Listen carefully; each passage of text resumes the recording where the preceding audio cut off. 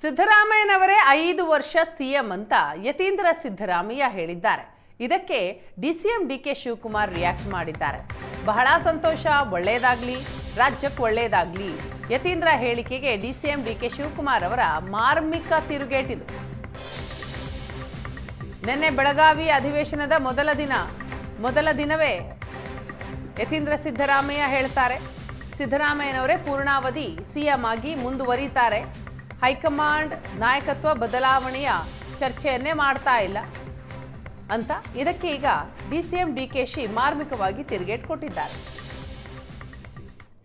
CM ಬದಲಾವಣೆಗೆ ಸದ್ಯಕ್ಕೆ ಆಗೋದಿಲ್ಲ ಅಂತೇಳಿ ಹೈಕಮಾಂಡ್ ಅವ್ರು ಹೇಳಿದ್ದಾರೆ. ನಮ್ಮ ಪಕ್ಷದಲ್ಲಿ ಹೈಕಮಾಂಡ್ ಈಗಾಗಲೇ ಸ್ಪಷ್ಟಪಡಿಸಿದೆ, ಈಗ ಸದ್ಯಕ್ಕೆ ನಾವು ಯಾವುದೇ ಲೀಡರ್ಶಿಪ್ ಬದಲಾವಣೆ ಮಾಡಲ್ಲ ಅಂತೇಳಿ. ಹಾಗಾಗಿ ನಮ್ಮ ಪಕ್ಷದವರು ಏನು ಹೇಳ್ತಾರೆ ಅದು ನಮಗೆ ಗೊತ್ತಿರುತ್ತೆ. ನನಗೆ ವೈಯಕ್ತಿಕವಾಗಿ ಅವರು ತಮ್ಮ ಅಧಿಕಾರದ ಪೂರ್ಣಾವಧಿಯನ್ನು ಮುಗಿಸ್ತಾರೆ ಅನ್ನೋ ನಮಗೆ. ತಮಿಳುನಾಡು ಕಾವೇರಿ ಮತ್ತೆ ಆದೇಶ ಮಾಡಿದ್ದಾರೆ.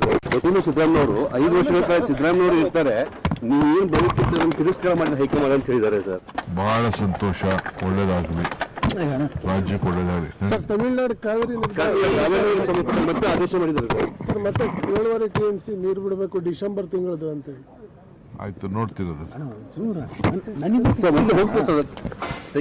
ಯತೀಂದ್ರ ಸಿದ್ದರಾಮಯ್ಯ ಅವರು 5 ವರ್ಷಗಳ ಸಿದ್ದರಾಮಯ್ಯ ಅವರು ಇರ್ತಾರೆ, ನೀವು ಏನು ಬದುಕಿದ್ರೆ ತಿರಸ್ಕಾರ ಮಾಡಿದ ಹೈಕಮಾಂಡ್ ಅಂತ ಹೇಳಿದ್ದಾರೆ ಸರ್. ಬಹಳ ಸಂತೋಷ, ಒಳ್ಳೇದಾಗಲಿ, ರಾಜ್ಯಕ್ಕೆ ಒಳ್ಳೇದಾಗಲಿ. ಸರ್, ತಮಿಳುನಾಡು ಕಾವೇರಿ